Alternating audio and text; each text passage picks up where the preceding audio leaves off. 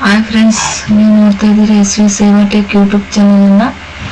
ನಾವು ಈ ವಿಡಿಯೋದಲ್ಲಿ ನಿಮಗೆ UDID ಕಾರ್ಡ್ ಅಂದರೆ ಡಿಸಬಿಲಿಟಿ ಕಾರ್ಡ್ ಅಂತ ಹೇಳಿ ಅಂಗವಿಕಲಚೇತನರ ಕಾರ್ಡ್, ಅದ್ರ ಬಗ್ಗೆ ಅಪ್ಲಿಕೇಶನ್ ಹಾಕೋದು ಮತ್ತು ಏನೇನು ಡಾಕ್ಯುಮೆಂಟ್ಸ್ ಬೇಕು ಎಂಬುದರ ಮಾಹಿತಿಯನ್ನು ಈ ವಿಡಿಯೋದಲ್ಲಿ ನಾನು ನಿಮಗೆ ಸಂಪೂರ್ಣ ಮಾಹಿತಿಯನ್ನು ತಿಳಿಸ್ತಾ ಇದ್ದೀನಿ. ನೀವೇನಾದರೂ ನಮ್ಮ ಎಸ್ ವಿ ಸೇವಾ ಟೆಕ್ ಯೂಟ್ಯೂಬ್ ಚಾನಲನ್ನು ಸಬ್ಸ್ಕ್ರೈಬ್ ಮಾಡಿಲ್ಲ ಅಂದರೆ ಈಗಲೇ ಬರುವ ಸಬ್ಸ್ಕ್ರೈಬ್ ಬಟನ್ ಅನ್ನು ಕ್ಲಿಕ್ ಮಾಡಿ ಒಂದು ಲೈಕ್ ಕೊಡಿ, ಮತ್ತೆ ಪಕ್ಕದಲ್ಲಿ ಬರುವ ಬೆಲ್ ಬಟನ್ ಅನ್ನು ಕ್ಲಿಕ್ ಮಾಡಿ. ಈಗ ಬರೋಣ UDID ಕಾರ್ಡ್ ಅಂದ್ರೆ ಡಿಸಬಿಲಿಟಿ ಕಾರ್ಡ್, ವಿಕಲಚೇತನರ ಕಾರ್ಡ್. ನಾವು ಹೇಗೆ ಅರ್ಜಿ ಸಲ್ಲಿಸೋದು ಅಂದ್ರೆ ನಾವು ಗೂಗಲ್ಗೆ ಬರೋಣ. ಗೂಗಲಿಗೆ ಬಂದು UDID ಅಂತ ಹೊಡೆದ್ರೆ ಸಾಕು, ಅದು ಓಪನ್ ಆಗುತ್ತೆ. ಫಸ್ಟ್ ಆಪ್ಷನ್ UDID ಕಾರ್ಡ್ ಅಂತ ಓಪನ್ ಆಗುತ್ತೆ. ಇಲ್ಲಿ ಅಪ್ಲಿಕೇಶನ್ ಫಾರ್ UDID ಕಾರ್ಡ್, ಹೊಸದಾಗಿ ಅರ್ಜಿ ಸಲ್ಲಿಸೋದಾದ್ರೆ ಅಪ್ಲಿಕೇಶನ್ ಫಾರ್ UDID ಕಾರ್ಡ್ ಅಂತೇಳಿ ಇಡಬೇಕಾಗುತ್ತೆ. ನಾವೇನಾದ್ರೂ ಈಗಾಗಲೇ ಅಪ್ಲಿಕೇಶನ್ ಹೊಡೆದ್ಬಿಟ್ಟು ಅಪ್ಲಿಕೇಶನ್ ಹಾಕಿ ಏನಾದರೂ ಅದ್ರ ಸ್ಟೇಟಸ್ ನೋಡಬೇಕು ಅಂದರೆ ಟ್ರ್ಯಾಕ್ ಯುವರ್ ಅಪ್ಲಿಕೇಶನ್ ಅಂತ ಬರುತ್ತೆ. ಇಲ್ಲಿ ಮೇನ್ ಪೇಜಲ್ಲಿ ಅಪ್ಲೈ ಫಾರ್ UDID ಕಾರ್ಡ್ ಅಂತ ಇದೆ. ಇದಕ್ಕೆ ಓಪನ್ ಮಾಡಿದ್ರೆ ಈ ರೀತಿ ರಿಜಿಸ್ಟ್ರೇಷನ್ ಫಾರಮ್ ಓಪನ್ ಆಗುತ್ತೆ. ಈ ರೀತಿ ನಾವು ನಮ್ಮ ರಿಲಿಜಿಯನ್ ಅಥವಾ ನಮ್ಮ ಸ್ಟೇಟ್ ಯಾವುದೇ ಕನ್ನಡ ಇರೋದ್ರಿಂದ ಇಲ್ಲಿ ಚೂಸ್ ರೀಸನಲ್ ಲ್ಯಾಂಗ್ವೇಜ್ ಅಂತ ಇರುತ್ತೆ. ಇಲ್ಲಿ ನಿಮಗೆ ಯಾವ ಲ್ಯಾಂಗ್ವೇಜ್ ಬೇಕೋ ಆ ಲ್ಯಾಂಗ್ವೇಜನ್ನು ನಾನು ಕನ್ನಡ ಲ್ಯಾಂಗ್ವೇಜನ್ನು ಓಪನ್ ಮಾಡ್ತಾ ಇದ್ದೀನಿ. ಇಲ್ಲಿ ಒಂದೊಂದೇ ಹೇಳ್ತಾ ಹೋಗ್ತೀನಿ.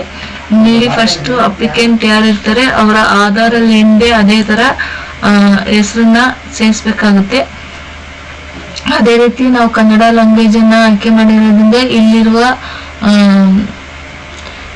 ಈ ಬಟನ್ ಅನ್ನು ಕ್ಲಿಕ್ ಮಾಡಿದ್ರೆ ಇದು ಓಪನ್ ಆಗುತ್ತೆ. ಇಲ್ಲಿ ನಾವು ಕನ್ನಡ ಲ್ಯಾಂಗ್ವೇಜ್ ಅನ್ನ ಟೈಪ್ ಮಾಡಬೇಕಾಗುತ್ತೆ.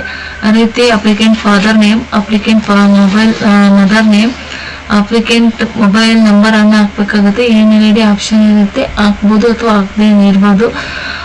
ಇದು ಮೇನ್ ಇಂಪಾರ್ಟೆಂಟ್ ಆಗಿರುತ್ತೆ. Applicant date of birth, Aadhaar card ಅಲ್ಲಿ ಏನಿರುತ್ತೆ ಅದೇ ಡೇಟ್ ಆಫ್ ಬರ್ತ್ ನ ಇಲ್ಲಿ ಫಿಲ್ ಮಾಡಬೇಕಾಗುತ್ತೆ. ಅವ್ರ ಕ್ಯಾಟಗರಿ ಯಾರು, ಜನರಲ್, OBC, SC/ST ಅದನ್ನ ಹಾಕ್ಬೇಕಾಗುತ್ತೆ. ಅವರು ಜೆಂಡರ್ ಹಾಕ್ಬೇಕಾಗುತ್ತೆ, ಮೇಲ್ ಫಿಮೇಲ್ ಅಂತೇಳಿ. ಬ್ಲಡ್ ಗ್ರೂಪ್ ಇದ್ರೆ ಹಾಕ್ಬೋದು, ಇಲ್ಲಾಂದ್ರೆ ಅವಶ್ಯಕತೆ ಇಲ್ಲ. ಅದು ರಿಲೇಷನ್ ವಿತ್ ಪರ್ಸನ್, ಅವರು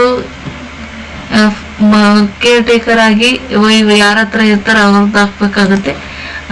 caretaker, name of the caretaker, ಈ ಕೇರ್ ಟೇಕರ್ಗೆ ಇವರು ಏನಾಗಬೇಕು ಅನ್ನೋದನ್ನ ಕೇರ್ ಟೇಕರ್ ನೇಮ್ ಹಾಕಿ ಅವ್ರು ಹಾಕ್ಬೇಕಾಗುತ್ತೆ. ಕೇರ್ ಟೇಕರ್ ಕಾಂಟ್ಯಾಕ್ಟ್ ನಂಬರ್ ಹಾಕ್ಬೇಕಾಗುತ್ತೆ. ಮತ್ತೆ ಫೋಟೋನ ಒಂದು ಅಪ್ಲೋಡ್ ಮಾಡ್ಬೇಕಾಗುತ್ತೆ.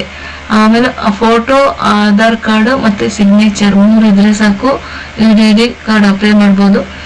ಈಗ ಇಲ್ಲಿ ಫೋಟೋ ಅಪ್ಲೋಡ್ ಮಾಡ್ಬೇಕಾಗುತ್ತೆ. ಇಲ್ಲಿ ಕ್ಲಿಕ್ ಮಾಡಿದ್ರೆ ಸಾಕು ಫೈಲಿಗೆ ಹೋಗುತ್ತೆ, ಅಪ್ಲೋಡ್ ಮಾಡ್ಬೋದು. ಸಿಗ್ನೇಚರು ಅಥವಾ ತಂಬ, ಅವ್ರನ್ನ ಸಿಗ್ನೇಚರ್ ಮಾಡಲ್ಲ ಅಂದ್ರೆ ತಂಬನ್ನ ಅಪ್ಲೋಡ್ ಮಾಡ್ಬೇಕಾಗುತ್ತೆ. ನಾನು ತೋರಿಸ್ತೀನಿ. ಅವರು ಇನ್ಕಮ್ ಎಷ್ಟಿರುತ್ತೆ ಅನ್ನೋದನ್ನ ಆಯ್ಕೆ ಮಾಡ್ಬೇಕಾಗುತ್ತೆ. ಅವರು ಏನು ಓದಿದ್ದಾರೆ ಅನ್ನೋದನ್ನ ಆಯ್ಕೆ ಮಾಡ್ಬೇಕಾಗುತ್ತೆ.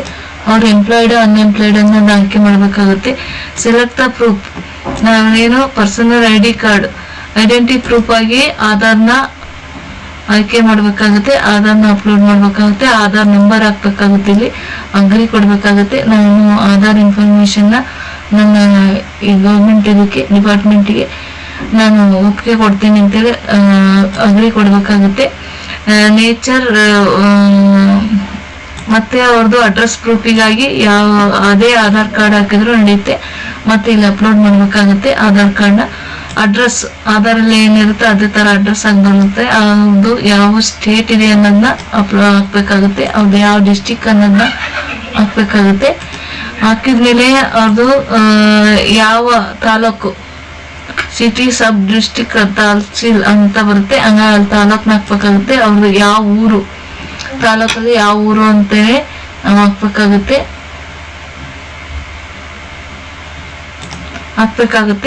ಅವ್ರ ಪಿನ್ ಕೋಡ್ ಹಾಕ್ಬೇಕಾಗುತ್ತೆ. ಪಿನ್ ಕೋಡ್ ಹಾಕಿದ್ಮೇಲೆ ಡಿಸಬಿಲಿಟಿ ಟೈಪ್, ಅವರು ಯಾವ ತರ ಬ್ಲೈಂಡ್ನೆಸ್ ಇರುತ್ತೋ, ಲೋ ವಿಷನ್ ಇರುತ್ತೋ, ಹಿಯರಿಂಗ್ ಇಂಪ್ರೂವ್ಮೆಂಟ್ ಇರುತ್ತೋ, ಲೆಪ್ಟೋಮೀಟರ್ ಡಿಸಬಿಲಿಟಿ ಇರುತ್ತೆ, ಲೆಪ್ರಸಿ ಕಾರ್ಡ್ ಇರುತ್ತೋ, ಸೆರೆಬ್ರಲ್ ಪ್ಲಸಿ ಇರುತ್ತೋ, ಇಂಟರ್ಸ್ಟೆಲ್ಲರ್ ಡಿಸಬಿಲಿಟಿ ಇರುತ್ತೋ, ಮೆಂಟಲ್ ಡಿಸ್ಪ್ಲೇಸ್ ಇರುತ್ತೋ, ಮುಸ್ಲಿಮ್ಸ್ ಡ್ರೈಫೋಸ್ಕೋಪಿ ಇರುತ್ತೋ, ಈ ತರ ಎಲ್ಲ ಇರುತ್ತೆ. ಅವರು ಇದಕ್ಕೆ ಯಾವುದಕ್ಕೆ ಸಂಬಂಧಪಟ್ಟಿರ್ತಾರೋ ಅದನ್ನ ನಾವು ಆಯ್ಕೆ ಮಾಡ್ಬೇಕಾಗುತ್ತೆ.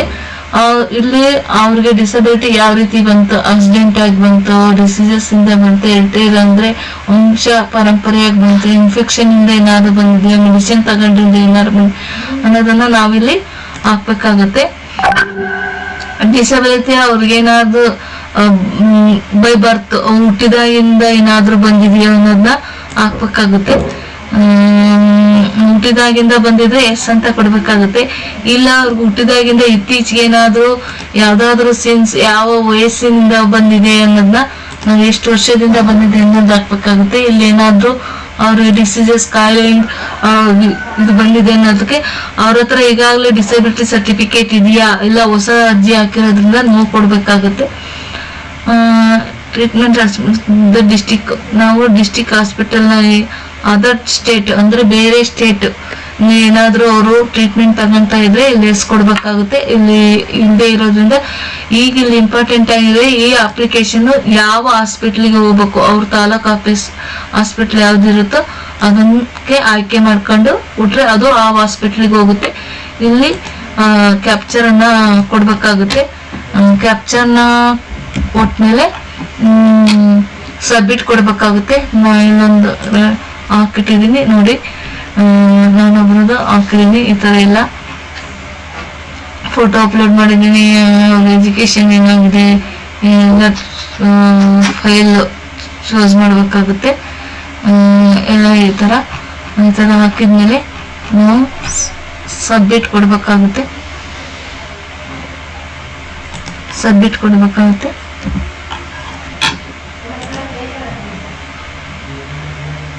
ಸಬ್ಮಿಟ್ ಕೊಟ್ಮೇಲೆ ಈ ರೀತಿ ಎರಡು ಡೌನ್ಲೋಡ್ ಅಪ್ಲಿಕೇಶನ್ ಅಂತ ಬರುತ್ತೆ, ಡೌನ್ಲೋಡ್ ರೆಸಿಪ್ಟ್ ಅಂತ ಬರುತ್ತೆ. ಇದು ಕ್ಲಿಕ್ ಕೊಡಿ.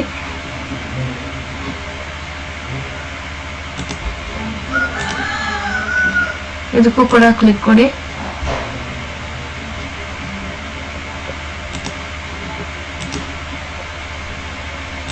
ಓಪನ್ ಮಾಡಿ ತೋರಿಸ್ತೀನಿ. ಈ ರೀತಿ ಅವ್ರ ಅಪ್ಲಿಕೇಶನ್ ಫುಲ್ ಇರುತ್ತೆ. ಇದು ರೆಸಿಪ್ಟ್ ಆಗಿರುತ್ತೆ. ಅದು ಇನ್ನೊಂದು ಓಪನ್ ಮಾಡಿ ತೋರಿಸ್ತೀನಿ. ನಾವೇನು ಅಪ್ಲಿಕೇಶನ್ ಹಾಕಿರ್ತೀವೋ ಅದೆಲ್ಲ ಈ ರೀತಿ ಬರುತ್ತೆ. ಸುಲಭವಾಗಿರುತ್ತೆ, ಆರಾಮಾಗಿ ಹಾಕ್ಬೋದು. ಹಾಗೆ ನಮ್ಮ ಥ್ಯಾಂಕ್ ಯು ಫಾರ್ ವಾಚಿಂಗ್. ನಮ್ಮ ಚಾನಲ್ ಏನಾದರೂ ಸಬ್ಸ್ಕ್ರೈಬ್ ಮಾಡಿಲ್ಲ ಅಂದರೆ ಈಗಲೂ ಸಬ್ಸ್ಕ್ರೈಬ್ ಮಾಡಿ.